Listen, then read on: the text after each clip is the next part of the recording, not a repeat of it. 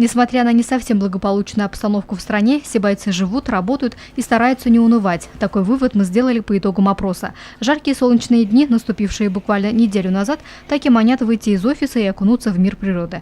Какие же планы у сибайцев на летнее время года? Отдохнуть хорошенько, ну и поработать. В первую очередь отдохнуть. И сыграть хорошую свадьбу. Планируем отдыхать. Больше ничего не планируем. А куда именно хотите съездить? За границу, скорее всего, в Тунис. Все. Ну и все, и скоро ждем пополнения еще. Особо планов нету, вот сейчас просто завершим наши работы, которые повседневные. Огороды, всякие посадки. Ну и потом деревня, а в деревне поедешь там сено и так далее.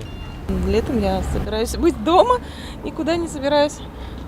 Ближайшие планы у меня быть дома. Мы будем ездить на Талкас, надеюсь, на Соленое озеро, ближайшие наши курортные места. Но отдых, как обычно, с семьей. Где-нибудь куда-нибудь съездить, путешествовать по России. Все, основная цель. Отдыхать, смотреть, любоваться Россией, матушкой нашей. Лето планируем в городе провести. Вот моя внучка приехала из севера. Планируем в городе проводить.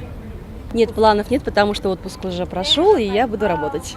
Планами на лето в огород пенсионерам, что, большое все.